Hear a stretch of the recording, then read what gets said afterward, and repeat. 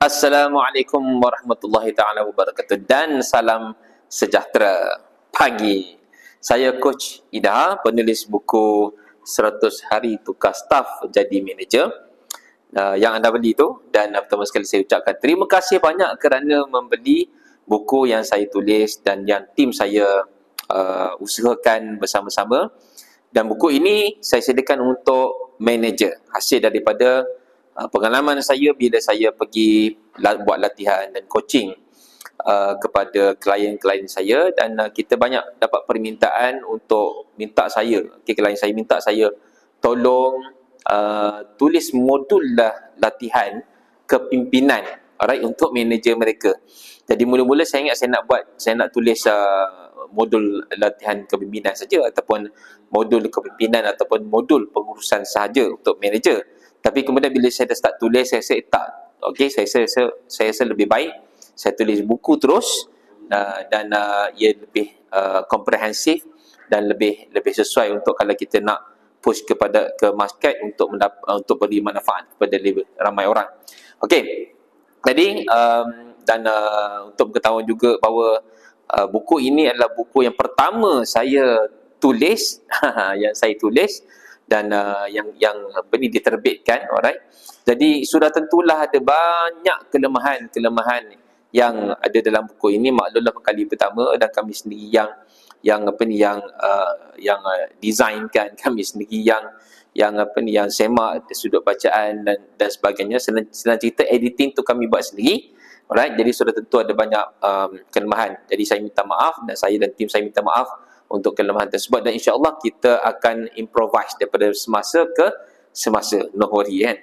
Okey, jadi video ini ringkas saja. Video ini adalah untuk saya share macam mana anda nak gunakan buku ini. Macam mana anda nak gunakan buku ini seperti yang kita janjikan, hari tu masa launching hari tu. Alright. Jadi tak nak buang masa, saya nak share macam mana anda nak gunakan buku ini. Tetapi terlebih dahulu, sebelum saya share kaedah dia, jadi saya nak bagi tahu dulu, ataupun saya nak kongsikan dulu siapakah 3 golongan sasar pembaca buku ini.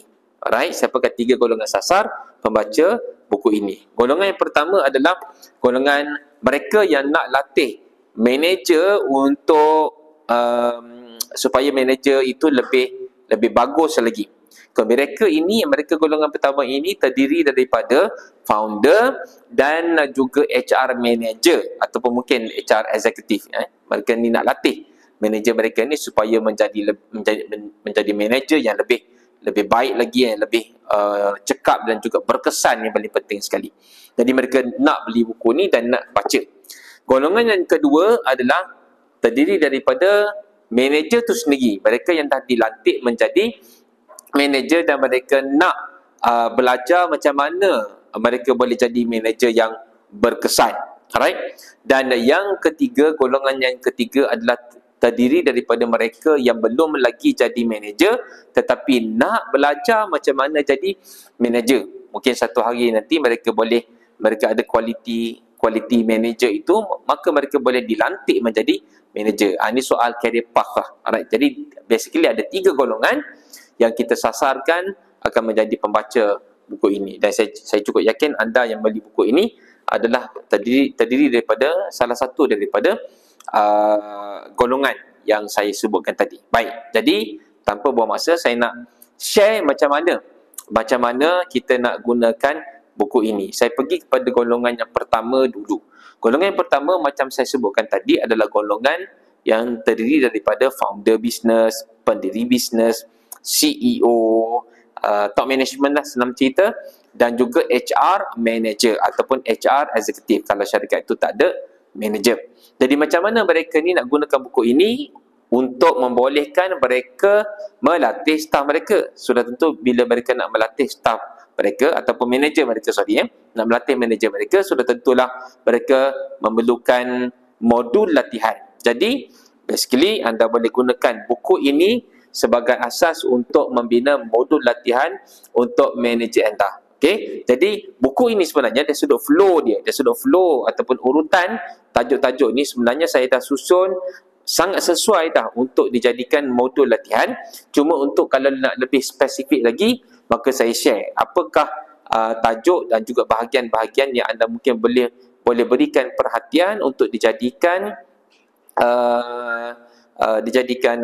modul latihan tersebut. Alright, jadi saya kongsikan. Yang pertama sekali, okey, anda kalau macam mungkin tak sempat lah nak buat panjang sangat modul kan, kita pun tak nak jadi modul latihan tersebut jadi satu modul yang terlalu panjang. Maka saya sarankan kepada anda, mungkin anda boleh beri fokus kepada tajuk nombor 3. Tajuk nombor 3 iaitu definisi kepimpinan dan pengurusan di bawah bahagian A. Kalau tengok buku ni semua dah ada buku ni kan. Jadi basically ada 13 bahagian semua sekali. Alright, ada 13 tajuk besar ataupun bahagian semua sekali daripada A sampailah M tu. Okey, jadi yang tajuk nombor 3 ni duduk dalam bahagian A. Okey, iaitu definisi kepimpinan dan pengurusan. Start dengan definisi dulu. Kemudian anda boleh ambil bahagian B. Bahagian B iaitu semua sekali menjadi pemimpin yang dihormati dan ditaati, itu boleh ambil semua sekali, iaitu bermula daripada tajuk 6 sampai tajuk 10. Tajuk 6 sampai tajuk 10 itu duduk di bawah bahagian B. Kemudian anda boleh ambil bahagian C. Bahagian C memahami sifat dan tabiat manusia. Okay, kenapa penting untuk kita include sekali bahagian C ni? Sebab manager kita ni dia nak deal dengan manusia. Jadi kalau macam dia tidak ada awareness terhadap sifat manusia itu macam mana, perangai manusia itu macam mana, psikologi dia macam mana, jadi nanti mereka susah nak handle. Jadi penting untuk kita include sekali bahagian C itu dalam modul latihan kita. Kemudian kita boleh masukkan bahagian D, tapi bahagian D itu anda boleh beri fokus kepada tajuk 16 sahaja. Boleh beri fokus kepada tajuk 16 sahaja, alright? Dan kemudian saya ambil dua lah ya. Tajuk 15 dan 16, tajuk 15 dan 16 di dalam bahagian D. Itu pun boleh kita jadikan extract sebagai part of kita punya modul latihan. Kemudian kita pergi kepada bahagian E. Bahagian E tu boleh ambil semua sekali. Cuma nasihat saya, anda mungkin boleh ringkaskan, sebab dalam bahagian E tu dia ada asas yang berkaitan dengan konseptual, idea.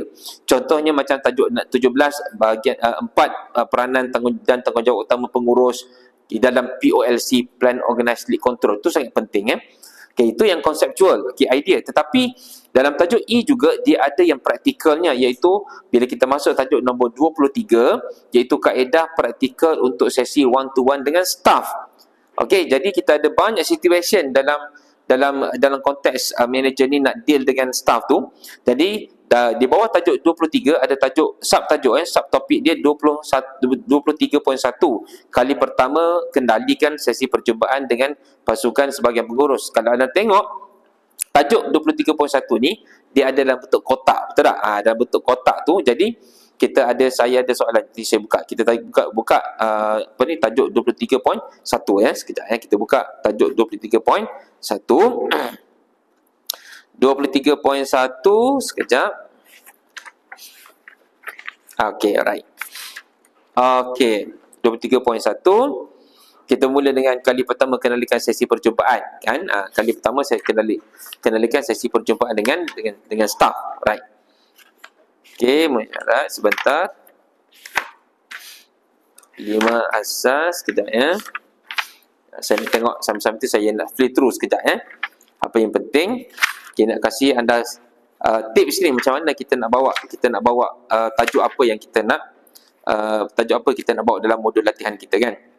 Sekejap ataupun saya beri contoh lah, ambil satu ini 21, 20, 21, 22, 23 sekejap saya nak ambil 23 tadi. Contohnya 23.2, 23.2, ni 23.1, alright. 23.1. Kali pertama kendalikan sesi perjumpaan dengan pasukan sebagai pengurus. So, anda sendiri pun nampak dalam buku ni saya dah ada buat kotak kan. Ni kotak, macam ni kotak. Macam ni kotak dia. Ni kotak kan.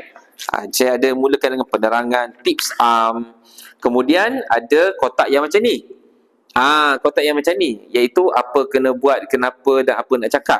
Jadi saya buat yang ini supaya, sebab saya tahu masalah pengurus ni adalah mereka ni tak tahu apa flow nak cakap bila jumpa staff, dan apa yang nak cakap dan kenapa kena cakap. Jadi kita buat dalam kotak macam ni. Jadi dalam modul latihan anda mungkin boleh ambil apa kena buat sahaja kalau anda nak, dan apa yang nak cakap tu ataupun skrip tu anda boleh reka sendiri. Kalau macam nak ambil semua pun terpunah lah, tak ada masalah. Nak ambil semua sekali, apa kena buat, kenapa dan apa nak cakap, iaitu kalau nak ambil semua pun tak apa. Tapi kalau anda nak ringkas saja dalam modul tersebut, anda cuma boleh ambil apa flow dia, apa kena buat tu. Nombor 1 apa kena buat, nombor 2 apa kena buat, nombor 3 apa kena buat. Yang gunakan macam tu saja, masukkan dalam modul latihan anda tu. Okey, itu untuk bahagian D.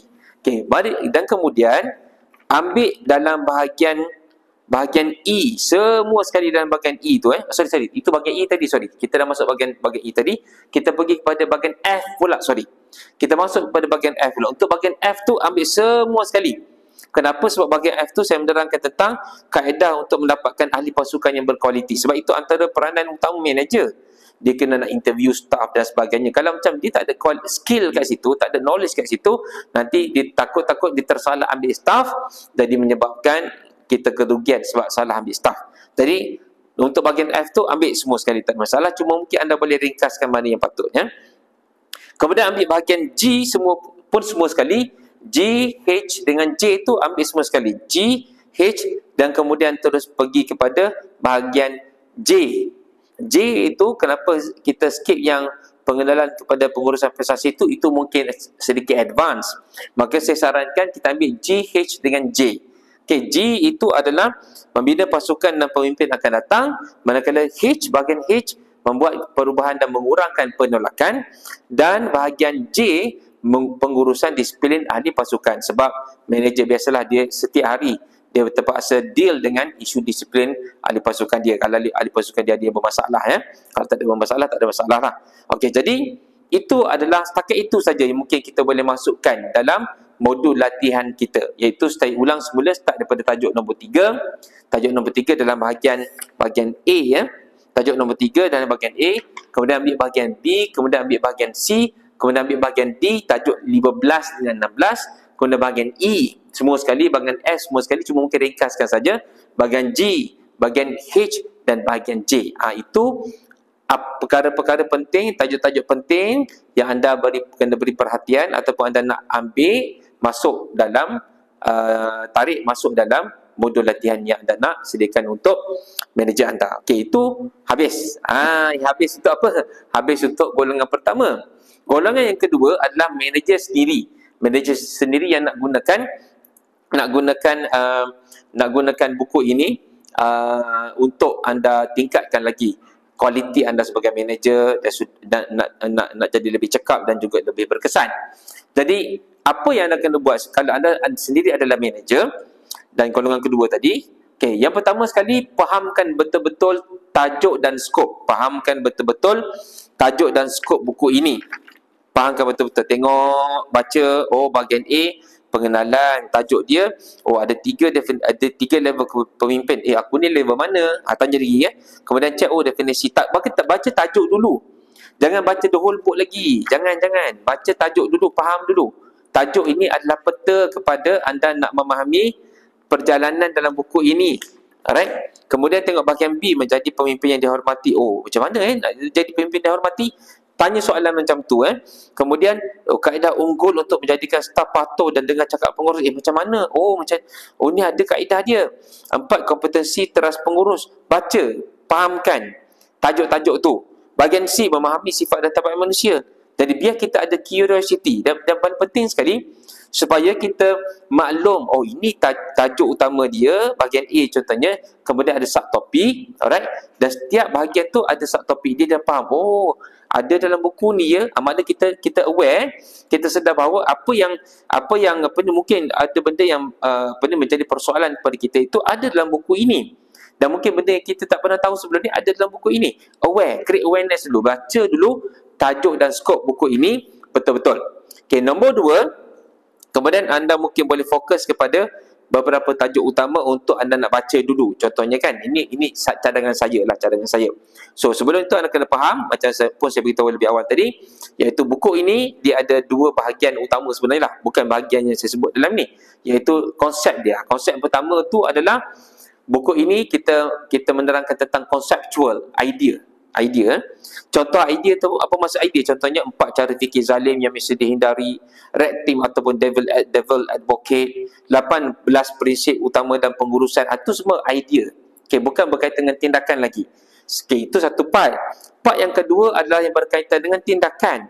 Okey, yang berkaitan dengan tindakan, contohnya macam saya kata kaedah kendalikan isu prestasi staf ataupun beri arahan ataupun delegasi tugas kepada ahli pasukan. Itu adalah bahagian yang menerangkan tentang aplikasi ataupun kaedah untuk kita nak laksanakan ataupun kita buat, okey, ataupun kita nak bertindak macam mana. Atau dua bahagian utama ya. Jadi pertama sekali anda mungkin boleh beri perhatian untuk yang bahagian konseptual tadi, beri perhatian kepada bahagian B, C dan D, dan juga untuk D tu tajuk 15 dengan 16, boleh beri perhatian kat situ Bahagian B, C dengan D dan bahagian D itu beri perhatian kepada tajuk 15 dan 16. Kemudian anda untuk bahagian E dengan M, kena ingat dengan bahagian E. Dalam buku ini bahagian E, bahagian ini start kat sini. Kat sini. Okey, apa itu bahagian E? Peranan, tanggungjawab dan pelaksanaan utama pengurus. Alright. So bahagian E ini start daripada bahagian E sampailah bahagian M. M tu terakhir sekali. Yang akhir sekali. Tajuk akhir sekali bahagian M. Sampai last sekali itu anda hanya boleh rujuk, sebab saya yakin anda sebagai manager mungkin tak sempat nak baca. Tapi kalau boleh baca lagi baik. Alright, boleh baca lagi baik. So untuk yang bahagian E dengan bahagian M tu anda boleh baca part yang mana sebelum ni anda ada masalah ataupun pernah jumpa masalah dengan staf, boleh baca spesifik bahagian itu sebab anda telah melalui kesilapan dulu. Jadi baca bahagian itu yang contohnya macam mana saya nak beri bimbingan kepada staf saya. Dulu saya nak beri bimbingan teruk, saya follow dia aturan, cara saya tu tak betul kan. Jadi boleh tengok tajuk 23.4, beri motivasi kepada staf ataupun beri bimbingan ataupun latihan kepada staf. Tengok tajuk tu, baca. Jadi lebih mudah ingat sebab anda dah pernah lalui sebelum ni. Alright, pengalaman itu. Ataupun anda nak menghadapi situasi itu, belum lagi hadapi, anda nak menghadapi. Contohnya, hari esok nak jumpa dengan tim dan nak bincangkan sesuatu. Tengok tajuk ini, tengok mana tajuk yang berkaitan dengan sesi itu ataupun situasi itu, maka anda boleh baca tajuk itu specifically. Begitu juga bila anda nak menghadapi situasi yang lain pula, anda boleh buka buku ini, cari tajuk yang berkaitan dengan sesi itu ataupun situasi itu dan baca, jadikan sebagai panduan anda. Mudah kan? Tak susah, senang je. Jadi jadikan buku ini rapat dengan anda, sentiasa ada dekat dalam beg, dekat tempat kerja.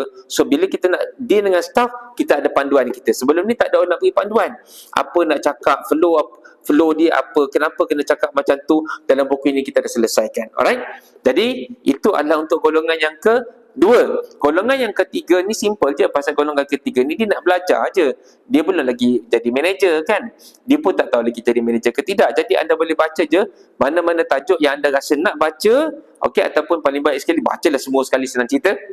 Itu untuk golongan yang ketiga. Jadi itu saja penerangan saya, ringkas saja tentang macam mana nak gunakan buku ini secara cekap dan berkesan. Jadi saya doakan anda semua agar benar-benar mendapat manfaat yang tinggi daripada buku yang saya tulis ini, right? Dan dengan itu saya akhiri sesi ini, dan selamat, dengan saya akhiri dengan satu kalimah, selamat membaca dan mendapat ilmu. Terima kasih. Itu saja pagi.